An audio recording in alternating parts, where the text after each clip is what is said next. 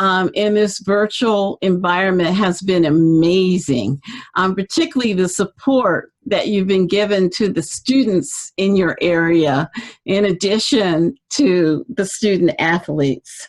So just being here today gives me just a great sense of hope. It shows me just how strong our Cal community is, and that nothing can take us down.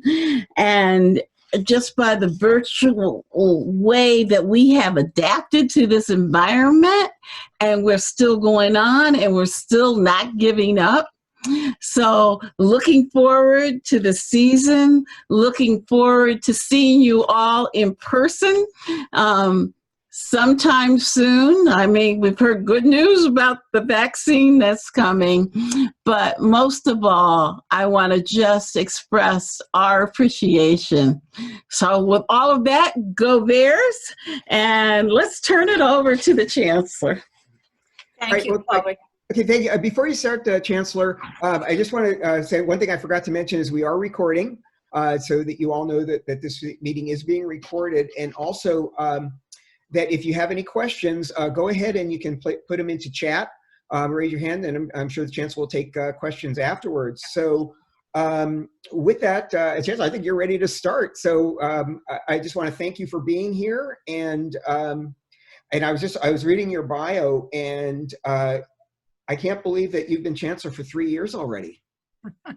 It's you know, and I've met you a number of times, and so I thank you for being here. We've tried to get you up here a number of times, but our calendars just never cooperated with us. Right. So Chancellor, go right ahead. Okay, thank you, Gary. Good afternoon, everyone. I'm so pleased to be joining you today, and looking forward to the day when I can come to Sacramento and we can see each other in person. My last visit to Sacramento was in February, just before the start of the pandemic, and I hope to be back soon. I'd like to thank the Cal Grid Club and Sac Bears Club for their ongoing contributions, for your ongoing contributions to the Cal community. And to the many alumni who work in the state capitol, I understand a lot of you are joining us today. I would especially like to recognize Gary Slavitt, the president of the Cal Grid Club. Thank you, Gary, for everything you do to support Berkeley. I want to start by acknowledging the profound challenges faced by many members of our campus and alumni community. It's often been said that we're all in the same storm, but we're not in the same boat. The COVID-19 pandemic has impacted each of us in different ways and exacerbated often inequities that exist in our society. At the university, we've been trying to manage 3 crises at once. There's the crisis of the pandemic. There's the financial crisis that has been a consequence of the pandemic, and then addressing the racial disparities and social justice issues that have come so much to the fore in this crisis. I'm sure it'll come as no surprise to you to hear that the pandemic has brought a set of challenges to the Berkeley campus that are certainly the most complex issues I've ever dealt with in my career. Although it's been daunting, the university continues to function virtually this fall, with our faculty and our students making great progress in remote instruction.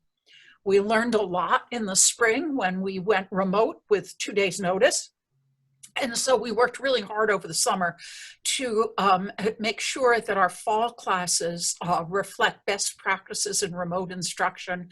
We created a set of classes called Semester in the Cloud. It's 31 very frequently taken classes, requirements, gateway courses that we invested a lot in. And then we gave fellowships to 300 graduate students to work with the faculty that they're TAing with to convert their course to a digital format. I have to say, I'm teaching this semester. I'm teaching remotely. I'm doing a course in Frankenstein and its rewritings, and I'm absolutely loving it. I'm loving, having my weekly meeting with my group of 15 freshmen. The skills that we've developed in these remote ways of doing our work are going to continue into the future, and they're going to change our workplace and they're going to change the way in which we deliver instruction. We've tried to develop our plans for this semester through an equity lens to ensure we're doing everything in our power to provide equity of experience for all of our students. We have, for example, a laptop and hotspot program to give students who don't have laptops, but actually we found the larger problem is connectivity. So we're handing out hotspots to students who have poor internet connectivity at home. And we're also trying to provide our staff and faculty with the support and the services and the compassion that they need and they deserve. We've tried to create community in lots of different ways. We held orientation sessions for new students, and one specifically for Black students, for Chicanx and Latinx students, for Asian American and Pacific Islander students, as well as students with disabilities. And I'm really proud of the fact that this year we admitted our most diverse class in the last 30 years. And we're going to continue to prioritize equity, inclusion, and belonging as core values. Throughout the pandemic, we've been trying to do everything we can to keep our community safe and support our students and faculty and staff. We've been assisting our low-income students and others facing housing or food insecurity through our Basic Needs Center and our food pantries. And we've also been providing emergency grants to our undergraduate and our graduate students.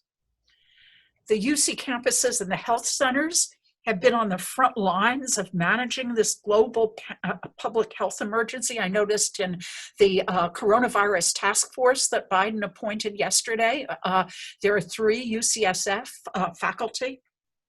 And our faculty really stepped up and brought their expertise and commitment to the public good during this pandemic.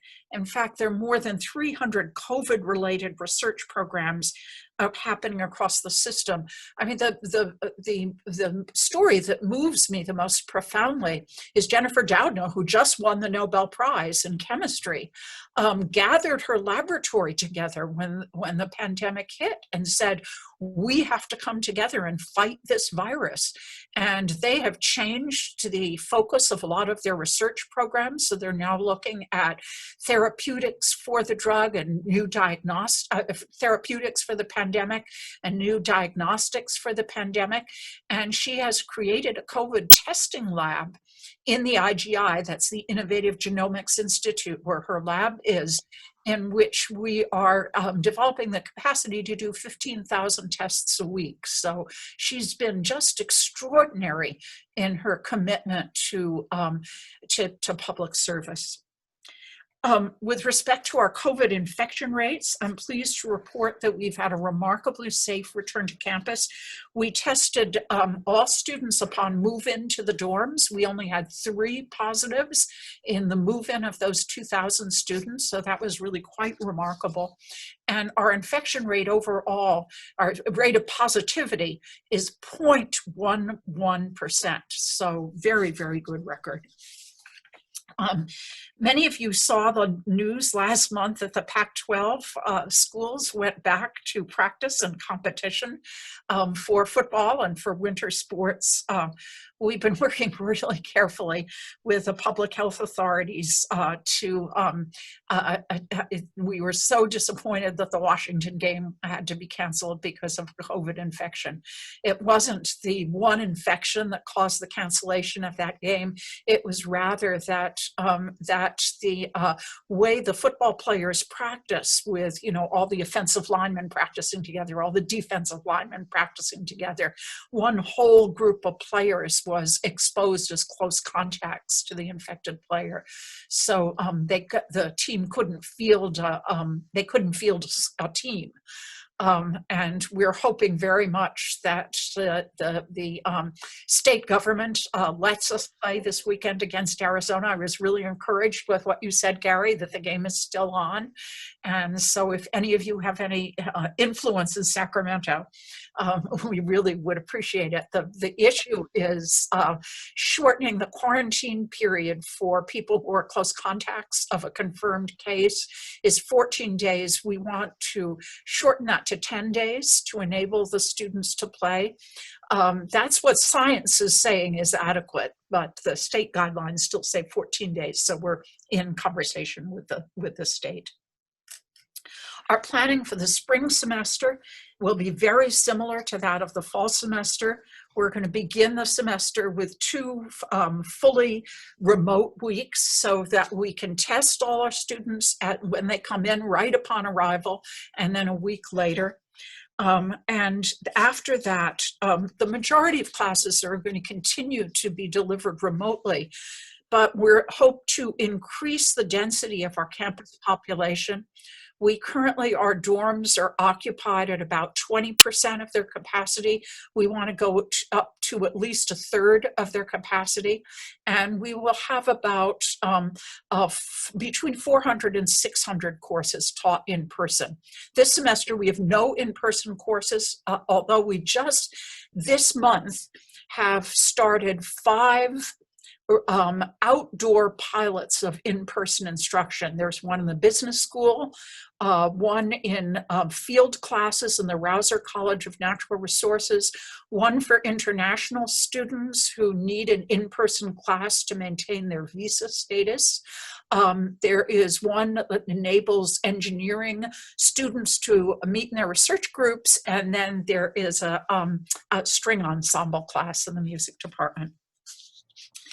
If once public health conditions allow, the campus will explore the possibility of allowing limited non-academic outdoor meetings of students, including clubs and other activities. Now I'm going to talk a little bit about the budget. Unfortunately, the budget impact of the pandemic has hit the campus very hard. Compared to the financial pressures that Berkeley has faced in the past, the current situation is distinct in 4 ways. First, every revenue stream is affected.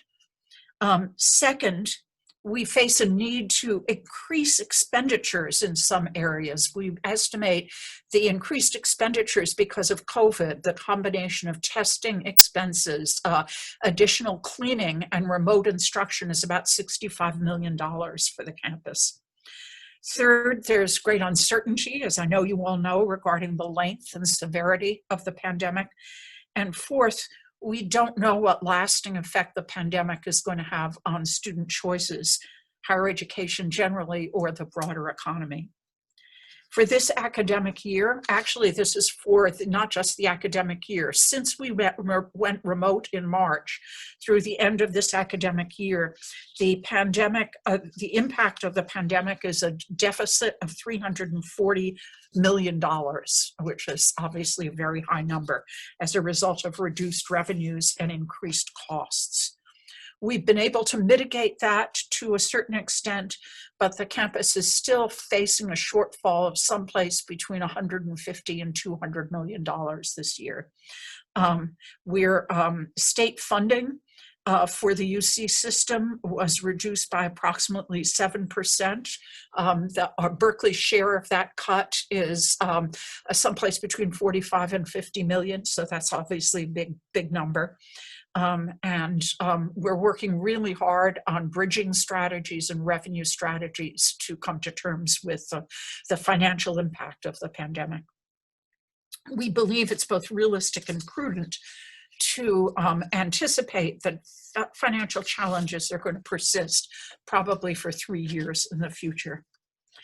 We continue to make decisions that are guided by a commitment to sustain the excellence of our education and research missions, to protect the health of our campus community, and to preserve as many jobs as possible. But we'll need a sustained partnership with the state and the federal government to weather this storm.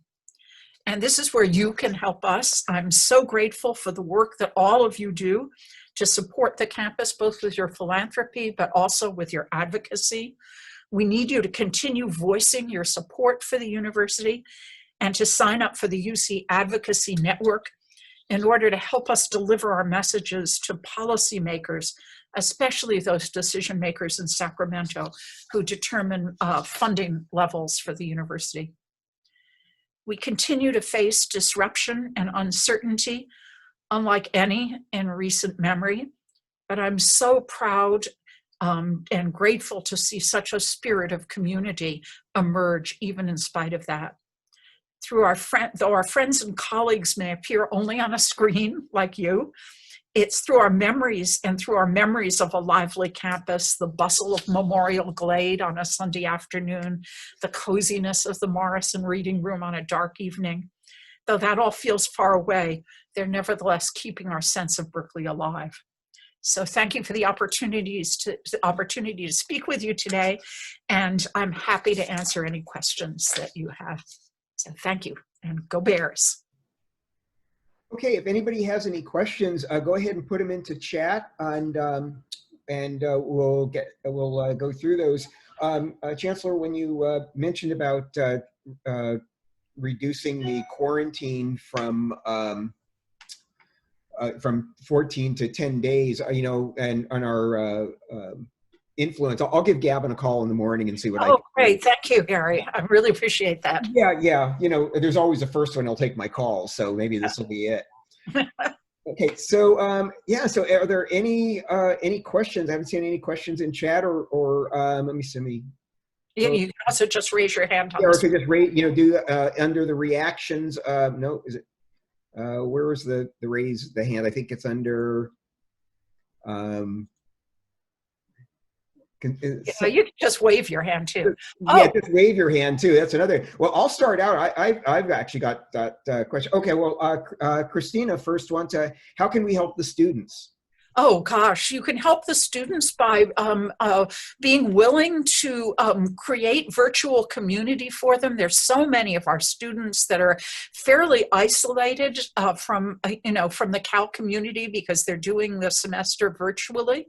So Jay Dillon is and is working on a kind of program to allow alumni to be mentors to our students. So that would be a great way of doing it. Obviously, contributing to basic needs or to emergency financial grants is also a terrific way of helping the students. Okay. I had another question come in here. Let me see. Where'd it go? Yeah, and I could have read the question and automatically knew who asked it without seeing the name. Rick would like to know what your opinion is of the third string quarterback. I have no opinion whatsoever of the third string quarterback. Okay, and then Greg Overholzer would like to know, is the 10 days of quarantine based on the state or the city of Berkeley? He said, I thought it was the city of Berkeley. I thought it was the state, but I haven't been handling this issue personally. I know that we are now talking with the state about it and trying to get them to agree to a 10-day quarantine. Okay, and Rob had a question. Rob, it's a long question, so I'm going to ask you to unmute and go ahead and ask yourself. Very good. Thank you, Gary, and thank you, Chancellor. I was curious if there were discussions at the league office that you might be aware of in terms of how to adjust quarantine periods and sort of delegation to local authorities through the season. Do you happen to know if the system is set up to sort of adjust with the local authorities throughout the league, and particularly with Cal and UCLA? Yeah, I don't know. I mean, there are, not only different, the different infection level rates across the state, but also very differently minded departments of public health. The Los Angeles one is the most strict, but Alameda County, Santa Clara County is probably the second most strict, but Alameda County is right up there. And I think as we learn more, we have to be able to, just maintain the restrictions that make sense. And for example, we're learning that, you know, surfaces are not as important in transmitting the virus as people once thought they were. And so we're relaxing our cleaning requirements on campus. And the quarantine requirements are another piece of that, where it may be a 14-day quarantine is longer than science really suggests is important. Great. Thank you very much, Chancellor. I appreciate that. Okay. Actually, this works out pretty well. Steve, do you want to unmute and ask your question? Sure. Chancellor, thank you very much for being with us. And we appreciate your presence and the great work you're doing, first of all. I have a question regarding the budget issues. Obviously, you're planning for that now, and you're looking at all sorts of different scenarios, and maybe there's another stimulus bill coming out of Congress that would help. But right now, what types of things are on the table for cutbacks? Because obviously something's going to have to give. Yeah, well, what we've done, I first of all, I should give you a little bit more detail about the budget situation. About 200 million of the 340 million in losses are in what we call the auxiliaries. That's housing and dining, athletics, Cal performances. I have committed to the campus that I'm keeping the budget losses in the auxiliaries, and they're working with a combination of budget cuts together with borrowing. Money is very cheap right now, as you probably know, so that we're using some, not long-term debt, but sort of short-term debt to bridge it, because we know when the pandemic ends, and it will end, those things will come bouncing back. We will be fully occupying our dorms. Cal performances will have its season.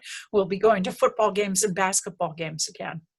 The core budget is more difficult to address, and I've already imposed about a 3% budget cut on campus, which units have taken in whatever way they can. And now what we're looking at are bridging strategies, using reserves, and thinking about taking more debt, a special draw on the endowment, realizing some of our short-term investment gains. So we're trying to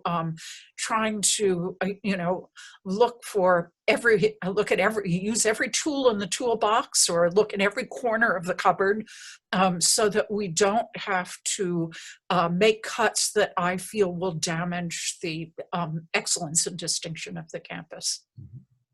Thank you. Andrea, do you want to ask your question?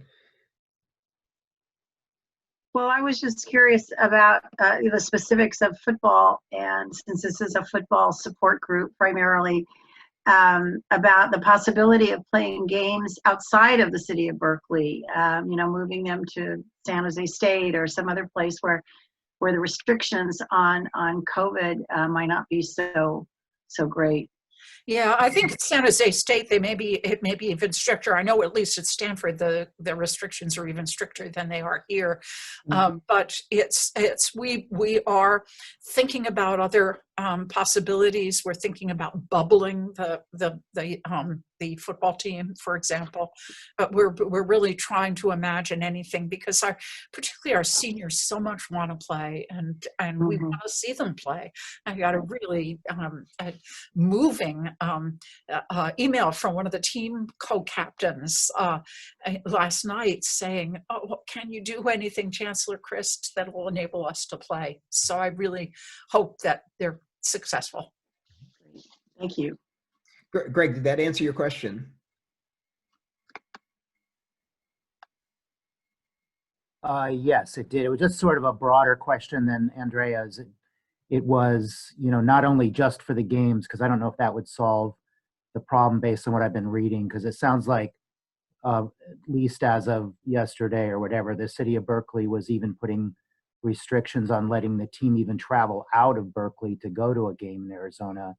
So it seemed like what the chancellor was just talking about sort of answers the question that if they're going to do it, it almost seems like they have to the whole team would have to leave for like the rest of the season and be put in a bubble. Yeah. I just don't know what the logistics of that are. But we will, I know that the athletic department is working on it really hard, trying to imagine some way in which they can complete their season. Thank you. Okay, well, I'm gonna take the lull here to ask another one of my questions. One of the things I was going to say during the pandemic, obviously there was a lot of things are happening very differently in terms of instruction. Things like lectures being done over Zoom. My question is, what kind of things that have been changed may not actually change back after the pandemic, that maybe I was thinking the lectures, that might be something that could continue on Zoom. So students that maybe live in Walnut Creek or something and they just have to come for lectures during the day, not have to travel into Berkeley for that. So what things have you that may not ever go back to the way they were? Yeah, I think that's a great question, Gary. It's something we're giving a lot of thought to. And in some areas of the curriculum, people actually think that remote delivery is more effective. And the example you gave is one of them. In these really big lecture classes, like 1,000 students, it's actually better to have the lecture on Zoom. The student can listen to it at his or her convenience, can rewind and listen to another, a part again that they didn't get. And it also means that students don't have to do so much travel. We're not as bound as we have been by the physical capacity of rooms, so we can increase enrollment in some classes. So that really has been a real learning experience for us. And I've been surprised, though I'd certainly much rather be teaching my seminar in person. The Zoom seminar works pretty well. I feel like I know my students well. They talk to each other. They support each other's points. So that has been working fairly well. I've been amazed at how creative our faculty are. That they've been in chemistry, for example, they're using the 3D printers to actually print all of the equipment needed for lab experiments and then mailing them to the students so that the students can do the experiments. So they're really extraordinary things the faculty are doing, and we're learning a lot. And I believe that, a number of faculty have told me, I feel like I discovered a muscle I didn't even know I had. And I feel when this is over, the faculty are not going to forget that they have that muscle. And we're going to be able to be less rigid about time and place in the future. And that will be to the benefit of our students. And certainly a comment that I hear a lot from our staff is, when the pandemic is over, can we continue working from home? So I think we'll see a lot more remote work in the future. Yeah, Steve has another question. Okay. Well, it's, are you running out of parking spaces for all of our Nobel laureates? No, we're not running out of parking spaces for the Nobel laureates, but we may be running out of parking spaces for the faculty that aren't Nobel laureates, because we have so many parking spaces for the Nobel laureates. We're very lucky. One of our Nobel laureates, Reinhard Genzel, is currently lives in Germany, so I think we won't have to provide a parking space for him. It was a great year. Yeah, it was a wonderful year. It was really just so exciting. And the range of the Nobel Prizes, the one for discovering the black hole in the middle of the Milky Way, to CRISPR-Cas9, which is the Nobel Committee talked about it as rewriting the code of life. It's just an amazing range. And I'm so proud of our faculty. And at the same time, it almost wasn't noticed because of the Nobels. We got a MacArthur Genius Award, one of our faculty. So it's been a very good year. Okay, so I'll take the lull to ask another one of mine. As you said, the pandemic will end, and there were certainly a lot of challenges in converting over to remote learning on such a short time frame. What challenges do you see in going back to full campus operation? Gosh, what a good question. I keep telling everybody what we need to be focused on the day after, that the pandemic is going to end, and we want to emerge from the pandemic even stronger than we were before it. But I think that you know, certain parts of our business are really going to permanently change. I think there's going to be much less travel in the future. I think people are used to having international meetings currently by Zoom, and that's a lot easier than getting on a plane and going to Asia. What I'm eager for to see end, however, is so many of our students feel so socially isolated. I think they're so eager to just, you know, college is not just your classes.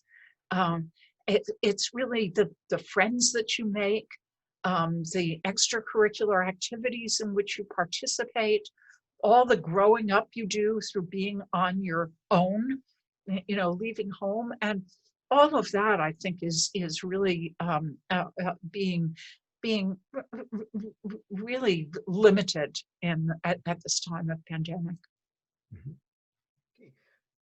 Yeah, Patty, you want to make your comment? Turn on unmute.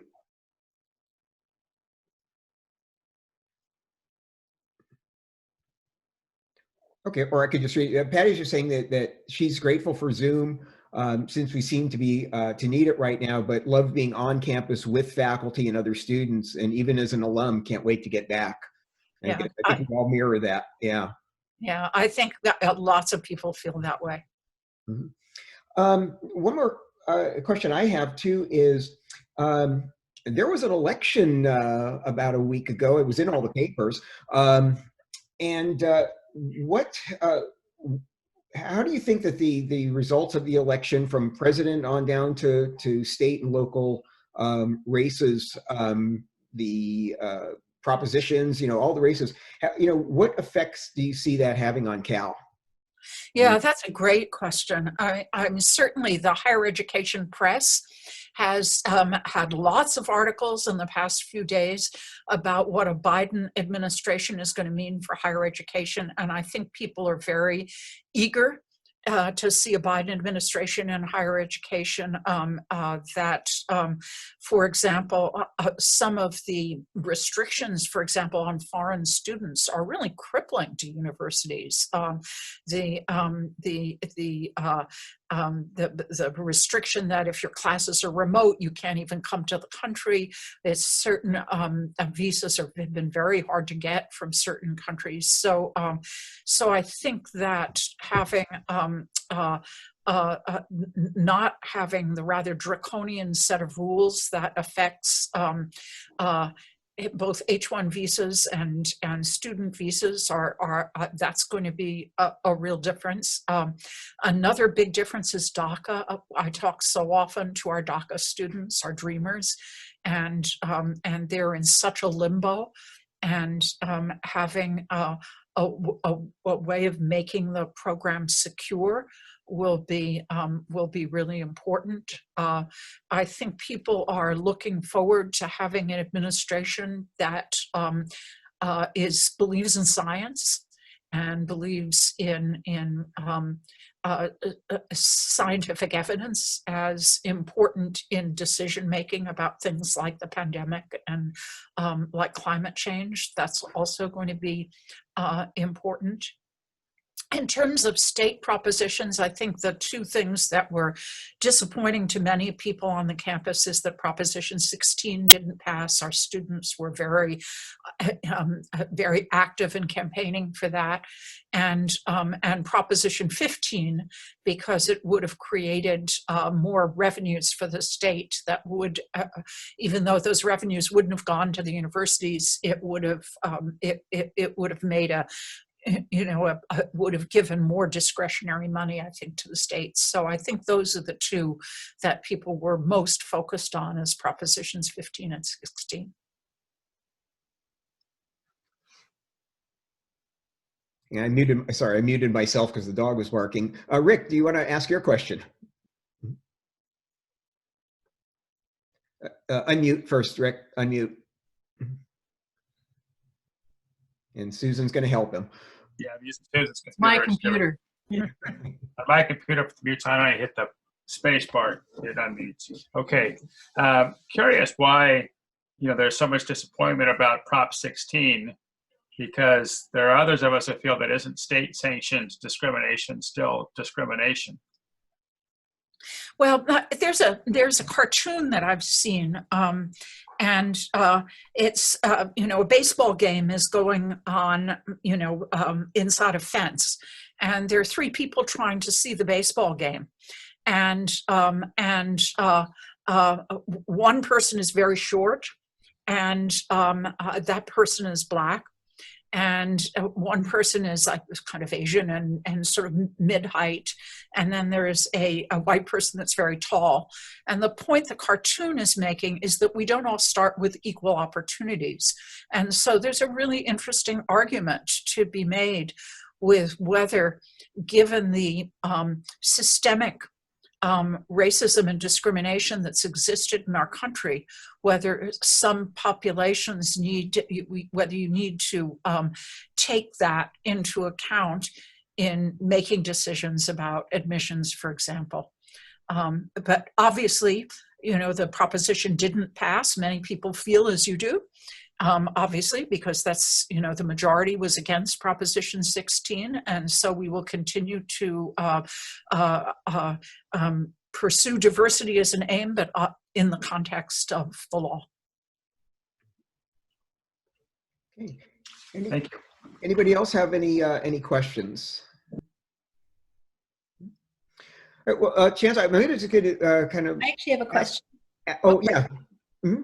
So, Chancellor Christ, I remember when you kind of broke the glass ceiling. I think you were the first Vice Chancellor for College of Letters and Science. Mm-hmm. And then you went to Smith and had a glorious career there. And I was wondering, what's changed? If it just doesn't have to be anything serious, but what changes do you see on campus between the time you were there for Letters and Science and now? Oh gosh, what a wonderful question. I mean, the campus is much more entrepreneurial than it was in the 90s when I was there before. There are so many startups. In fact, there are these incubators and accelerators that are surrounding the campus that faculty, students, staff are really interested in. When I have open hours, and I often have students come in that have created a product and are pitching their product. So I think that's one of the big changes. The campus has a lot more students. When I left, it was 30,000. Now it's 40,000. So that's a big change. But there's so much of what Berkeley is, most fundamentally, is the same. The incredible energy and brilliance of our students, our incredibly wonderful faculty. So a lot has stayed the same. But I think the two biggest changes have been the, entrepreneurship that just seems to be part of our culture, as well as the bigger size. Okay, I just all of a sudden noticed something. I just want to comment that I think that the best virtual background on Zoom today has got to be Joe's Top Dog. Oh yeah, I was noticing that before too, and thinking how great it was.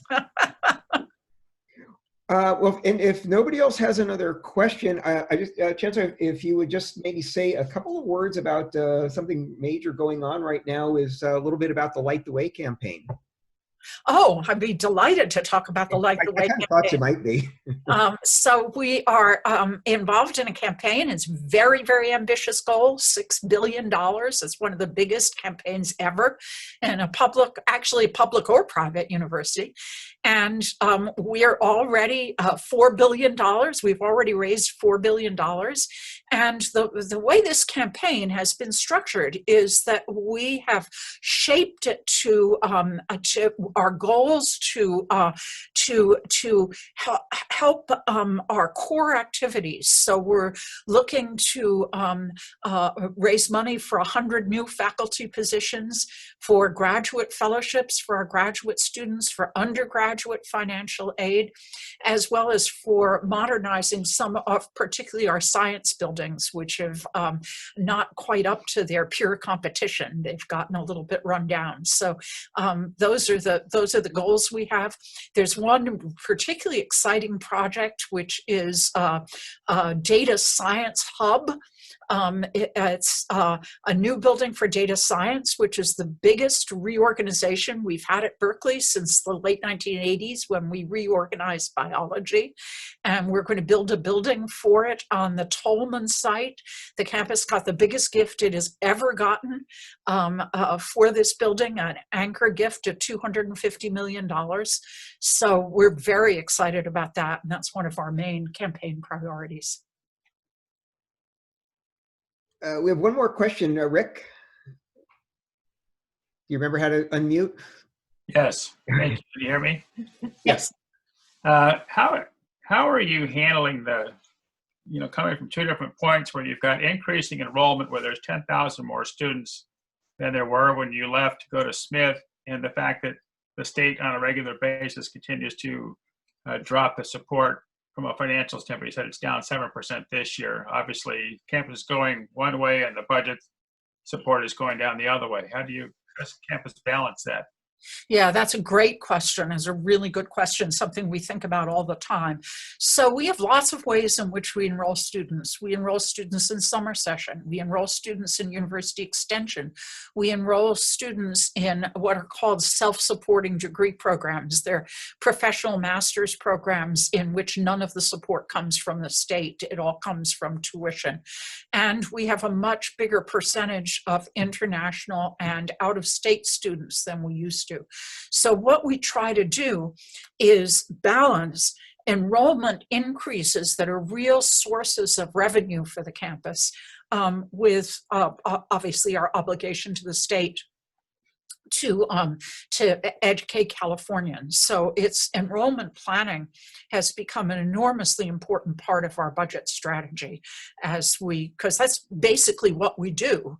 That's our, if we were a business, you'd say we were in the business of enrolling students and giving them credits and degrees.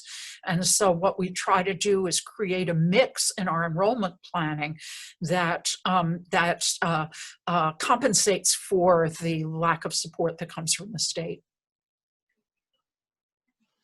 Thank you. Okay, does anybody else have any other questions? Gary, I have just one additional comment. Sure. I just want to mention that of the 120 legislators, state legislators in Sacramento, we had 15 who were Cal alumni. 2 of them turned out this last election, this year, so we lost 2 of them, Senator Bill Monning and Senator Jerry Hill. Bill Monning represented Carmel, and Jerry Hill represented San Mateo. But we still have 13 legislators, so it's over 10% of the legislature who are Cal alumni, and most of them are very supportive of the university. We hope to increase that number, in the coming years. But sad to see those 2 go, and just want to acknowledge Senator Bill Monning and Senator Jerry Hill, who have been really supportive of UC Berkeley as two senior senators. Yeah. And I'd like to actually to thank Adrian for all his help in setting this up today and getting the Chancellor here with us. He's my main contact and was a great amount of help. And also a couple other, one of the advantages of doing the meetings on Zoom is that we can get people in our meetings that aren't normally there, like Chloe and Adrian, and I hope you guys are, don't be strangers. And Andrea Campos. Andrea, welcome. Andrea is now retired again. But Andrea is, of course, always welcome here because she was such a great friend to us during our, when she was on the campus. Anytime when I was president, anytime that I needed anything, and it was in a panic, I just call Andrea and everything was put together. So I'm glad that Andrew is able to join us. And also welcome to Caitlin LaFleur, who is here with Chloe and from CAA. She was our chapter representative, so she helped me out on all our chapter stuff. So we've got quite a crowd here today. So very, very appreciative. And thank you. Thank you. And I should observe one other Berkeley fact, Berkeley political fact, which is in the kind of spontaneous outpouring on Saturday when the election was announced. There was a spontaneous demonstration in front of Kamala Harris's childhood home in Berkeley. Ah, yeah. So we've got all our people in the right places now. So, right. Okay. Well, with that, I think that's about it. So be on the lookout for, I'm going to try to get an announcement out for tomorrow to start putting in your registrations for our meeting on Tuesday, November 17th at 6 p.m. Before the Oregon State game with Roxy Bernstein. Roxy's always a lot of fun, so you want to be there for that. And also Greg is here. I just acknowledge Greg Overholzer. Greg and I were roommates back at Cal. So we go back, 5 or 6 years. And Chaz, I just have to say one thing. You were mentioning data science. And I don't know what it says about my age when I originally was in data processing, and then it became information technology, and now it's changed names again to data science. Right.